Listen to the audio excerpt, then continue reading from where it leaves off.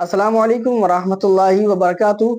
प्यारे नाज़रीन, आज की नई अपडेट ये है कि जैसा कि आपको मालूम है बहराइच के अंदर इस वक्त फसादात हो रहे हैं और उन फसादात को लेकर मुल्क भर के अंदर गर्मा गर्मी भी है और जगह-जगह पर कॉन्फ्रेंसें और मीटिंग में हो रही हैं। कभी बुलडोज़र चलाया जाता है, कभी मुसलमानों को परेशान किया जाता है, कभी जानी नुकसान होता है, कभी माली नुकसान होता है। इसको मद्देनजर रखते हुए सुप्रीम कोर्ट ने एक बहुत बड़ी कामयाबी दी है जो कि मुसलमानों के हित में आती है। सुप्रीम कोर्ट के वकील ने बहराइच को लेकर एक बहुत बड़ा खुलासा किया क्योंकि दिल्ली के अंदर एक सुप्रीम कोर्ट के वकील है सीनियर, उसने एक इंटरव्यू दिया। इंटरव्यू के अंदर बहराइच के पूरे मसले को बताया और सुप्रीम कोर्ट के फैसले को भी बताया। तो चलिए सबसे पहले सुप्रीम कोर्ट के फैसले को सुनते हैं। चीफ मिनिस्टर को अब लगता है कि उनके प्रधानमंत्री हैं और चीफ मिनिस्टर हैं कि उत्तर प्रदेश सरकार अब खामियाजा भुगतने के लिए तैयार है। ये 2 घंटे तक का ही टाइम पुलिस वालों ने दिया है, जिससे ज़्यादा दिए होते तो पूरा का पूरा वो एरिया को हम लोग साफ कर देते। सारी चीज़ें बुलडोजर को लेकर के आई। 1 अक्टूबर को सुप्रीम कोर्ट ने जब उस पर रोक लगा दिया उन सारी चीज़ों को, और हर स्टेट्स को बोला गया था पूरे इंडियाज़ में, फिर भी उत्तर प्रदेश उससे ज़्यादा आगे बढ़ने की कोशिश की। इलेक्शन कमीशन को सुप्रीम कोर्ट गाइड और डायरेक्शन दे सकती है कि इस प्रकार के चीफ मिनिस्टर को परमानेंट चुनाव लड़ने से बैन कर दिया जाना चाहिए। कि मुसलमानों की कम्युनिटीज़ पर तो आपने एफआईआर दर्ज कर दी और उनके घर को गिराने के लिए बुलडोजर्स का यूज कर लिया, कम्युनिटीज़ को भी टारगेट कर दिया। पर इसके साथ में जिन लोगों ने इतनी बड़ी हिंसा को वारदात दिया, पहले तो मैं आपके माध्यम से बोलना चाहता हूं कि ये जितना भी इंसिडेंट हुआ है, this is the done by the Uttar Pradesh government, first point. और उत्तर प्रदेश के लोगों के द्वारा, उत्तर प्रदेश के जो मैकेनिज्म सिस्टम है अर्थात उसमें पुलिस और एसडीएम डीएम, इनके द्वारा ये सारे लोगों के माध्यम से ये सब चीज़ें हुई हैं। और मैं आपके माध्यम से कहना चाहता हूं कि जो घटनाएं घटी हैं उसमें सबसे बड़ी जो शुरुआत थी, जो उसने उस प्रोग्राम को किया हुआ था उसके माध्यम से शुरू हुआ है, और उसके बाद वह प्रोसेस आगे बढ़ा, फिर दूसरे पक्ष से भी उतनी ही तरीके से चीज़ें आई, फिर क्रमशः ये चीज़ें और आगे बढ़ी।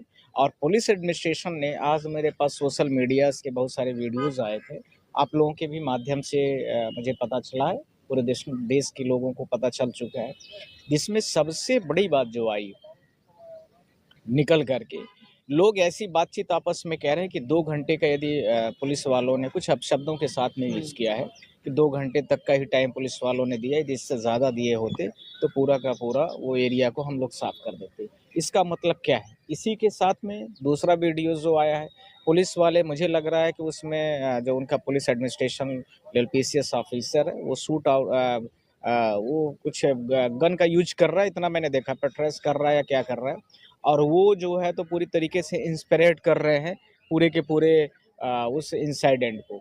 ये सारी चीज़ों को देख करके मुझे लगा है कि जो लोकल सोसाइटीज़ थी उसने, साथ ही साथ में इसी के साथ में जो पुलिस एडमिनिस्ट्रेशन था जिसने भीड़ को कंट्रोल नहीं किया उसने, और उसने डीजे वगैरह गाने, जो गंदे गाने अभद्र शब्दों के यूज किए जाते हैं, उनको काफ़ी परमिट किया। किसी रिलीजन से रिलेटेड से जितने मैटर्स थे उनको उछालने का पूरा मौका दिया।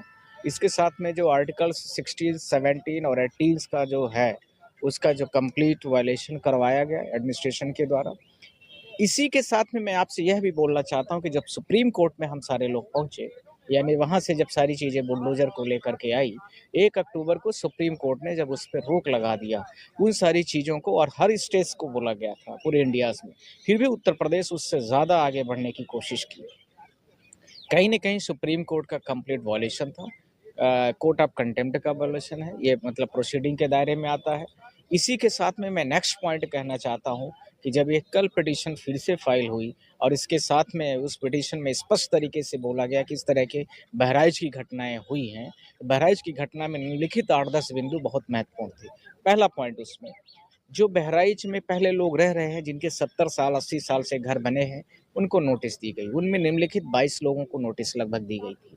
ये पीडब्ल्यूडी के द्वारा किया जाने वाला एक अभद्र कार्य था। मैं यह कहना चाहता हूँ क्योंकि तात्कालिक रूप से किसी भी व्यक्ति को 1 दिन में नोटिस देकर के डेमोलिश करने का पावर, तो मुझे नहीं लगता भारत देश के संविधान में कहीं पर भी ऐसा दिख रहा है। अब जब आपने 2 दिन के अंदर में 17 तारीख को इशूड नोटिस कर दिया, सबके घरों को आपने चिपका दिया, सारे लोगों के घर में अफरा-तफरी मच गई, तो लोगों का वहाँ पर हमने देखा है जो वीडियोज़ और हम मीडियाज़ के माध्यम से जो पता चला है, उसमें हमें जो लगता है एक वकील के हिसाब से उसमें 10 चीज़ों का पॉइंट का वायलेशन हुआ। पहला, किसी भी व्यक्ति का जो प्रेजेंटेशन होता है, जो उसका कॉन्स्टिट्यूशनल राइट्स है उसका, दूसरा उसका जो प्राइवेट राइट्स है उसका, दूसरा, तीसरा इसके साथ में जो कंपनसेशन उनको मिलना चाहिए उनके घर के उसका, चौथा, कोई भी व्यक्ति यदि मान लीजिए कहीं बिल्डिंग गिराई जा रही है तो उसको आपको कंपनसेट करना पड़ता है, चाहे या आप उसका घर बना करके दें। इसी के साथ में नेक्स्ट उसके जो फंडामेंटल राइट्स एंड ड्यूटीज़ हैं उसको, इसी के साथ में जो भारतीय न्याय संहिता अब आ चुकी है और उसके साथ में जो उसकी प्रोसीडिंग है पूरी, उन सारी चीज़ों को लेकर के और भी विभिन्न सारे सेक्शन एंड आर्टिकल्स का काफ़ी पर्याप्त तरीके से वायलेशन किया गया है। उत्तर प्रदेश सरकार को सुप्रीम कोर्ट ने कल जस्टिस गवई और इसके साथ में हमारे सुंदरेश्वर ने बोला इन सारी चीज़ों को लेकर के कि उत्तर प्रदेश सरकार अब खामियाजा भुगतने के लिए तैयार है। यदि बुलडोजर्स की बातें और प्रक्रियाओं को नहीं मानती है, सुप्रीम कोर्ट के आदेशों को नहीं मानती है, सुप्रीम कोर्ट की गाइडलाइंस जो अभी डायरेक्शंस दिए गए हैं स्टे ऑर्डर्स के, वो नहीं मानती है, तो उसका जो भी परिणाम है भुगतने के लिए तैयार है। मुझे लगता है कि इस शब्द के साथ में उत्तर प्रदेश सरकार को जो ऑर्डर आने वाले हैं वो काफ़ी बड़े लेवल पर उनको झटका लगेगा और साथ में गवर्नमेंट पर मुझे लगता है कि कुछ कंपनसेशंस जो बहराइच के लोग हैं उनको मिलने की उम्मीदें हैं। साथ ही साथ में और भी जो विभिन्न 2017 से लेकर के जो अभी तक उत्तर प्रदेश में बुलडोजर की प्रक्रिया चली है, वहाँ पर भी मुझे लगता है कि कंपनसेट करने के लिए कोर्ट विचार कर रही है। इलेक्शन कमीशन ऑफ इंडिया को शायद डायरेक्शन दे दे कि सुप्रीम कोर्ट ऑफ इंडिया का ये कुछ भी बातों को नहीं मानते हैं। आर्टिकल्स 136 में जो भी सारी चीज़ों को दिया गया है, सॉरी 164 के साथ में, तो वो सारी चीज़ों में जहाँ पर कोई भी सीएम ओथ लेता है उस ओथ में अपना हाथ रखता है संविधान में, मैं संविधान के दायरे में रहकर संविधान की शपथ खाता हूँ कि देश की अखंडता संप्रभुता को बरकरार रखूंगा, ये सारी चीज़ों को कहीं ना कहीं कंप्लीट वायलेशन हुआ है। तो इलेक्शन कमीशन को सुप्रीम कोर्ट गाइड और डायरेक्शंस दे सकती है कि इस प्रकार के चीफ मिनिस्टर को परमानेंट चुनाव लड़ने से बैन कर दिया जाना चाहिए। आप कह रहे हैं कि परमानेंट चुनाव लड़ने से बैन कर देना चाहिए, इस तरीके तक हद तक सुप्रीम कोर्ट जा सकता है अगर कंटेम्प्ट ऑफ कोर्ट हुआ? करेक्ट, करेक्ट, ये मैंने आप लोगों के माध्यम से बोला है और मुझे लगता है कि जब सुप्रीम कोर्ट की बात को नहीं मानता है कोई, तो सुप्रीम कोर्ट अपने पावर का उपयोग करेगा, जो आर्टिकल्स 142 में पर्याप्त लेवल पर सुप्रीम कोर्ट के पास में एक्सरसाइज करने के लिए पावर दिया गया है, उसमें ये सारी चीज़ें आएगी। क्योंकि सर यहाँ पर जो हिंसा हुई उसमें एक जो आरोपी बनाए गए उन्हीं के घर पर बुलडोजर चलने की बात कही गई और इस तरीके की जो खबरें आई कि जहाँ भी इस तरीके की चीज़ें होती हैं वहीं पे बुलडोजर का एक्शन होता है, तो इससे कहीं ना कहीं अब बुलडोजर पर विराम लगेगा।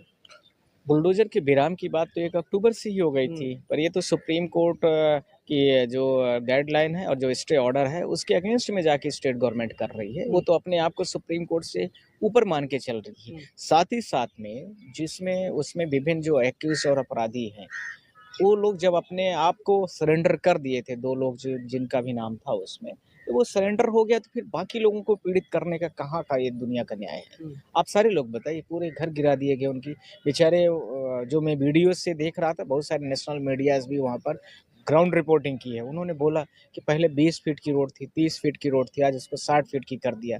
कोई 15 फीट के घर में रह रहा है, कोई 10 फीट के घर में रह रहा है। अब बताइए इससे ज़्यादा इस देश की दशा और क्या हो सकती है? मुझे लगता है कि इस भारत देश में न्याय व्यवस्था, न्याय प्रणाली सब कुछ चरमरा चुकी है, सब कुछ कमज़ोर है और इसमें तो सुप्रीम कोर्ट को बहुत बड़े लेवल से संज्ञान लेने की आवश्यकता थी, है और रहेगी। रामगोपाल मिश्र जो हैं उनके परिवार वाले कह रहे हैं कि उन्हें न्याय नहीं मिला, गोली मारी गई पैर में अभी तक, उसके बाद भी वो कुछ चाहते हैं। मैंने आप लोगों के माध्यम से पिछली बार भी बोला है और आज फिर बोल रहा हूँ, रामगोपाल मिश्रा हों या जो भी हों, कोई भी अपने बच्चे को, रामगोपाल मिश्रा से मेरे प्रश्न है, मारना, गोली मारना एक गलत बात है, मैं उसका खंडन कर रहा हूँ। पर मैं आप ही से पूछ रहा हूँ गोपाल मिश्रा जी से कि आप ही के घर में कोई घुस करके इस तरह से अभद्र काम करना शुरू करे, तो आप में भी थोड़ा बहुत आक्रोश आएगा। मुझे लगता है कि वो पूरी भीड़ जो थी और जिसमें बुलडोजर काफ़ी पर्याप्त तरीके से म्यूजिक पर्याप्त तरीके से डीजे बज रहे थे, किसी कम्युनिटीज़ के खिलाफ में उल्टा सीधा आप गाली गलौज कर रहे हो, आपका भी बच्चा उसमें था, आपका भी बच्चा उसमें पूरी तरीके से झंडा फहरा रहा है, ये सब चीज़ों के लिए अपने बच्चे को तो नहीं अग्रेसिव किया है। तो देखा आप लोगों ने कि सुप्रीम कोर्ट के सीनियर वकील ने किस तरह बहराइच के दंगों के बारे में खुलासा किया और सुप्रीम कोर्ट के फैसले को बताया कि सुप्रीम कोर्ट ने जो बुलडोजर चलने वाली थी मुसलमानों के घरों पर, सुप्रीम कोर्ट ने उस पर रोक लगा दी है। सुन के बड़ी खुशी हुई, मुसलमानों के लिए खुशखबरी का मौका भी है। बहरहाल जो लोग वहाँ पर परेशान हैं, अल्लाह रब्बुल आलमीन उनकी हिफाजत फरमाए और उनके लिए गैब से मदद फरमाए। आपकी क्या राय है? इस वीडियो के सिलसिले में, इस इंटरव्यू के सिलसिले में हमें कमेंट बॉक्स में ज़रूर बताएं। मिलते हैं किसी नई अपडेट के साथ। अस्सलाम वालेकुम वरहमतुल्लाहि वबरकातुहू।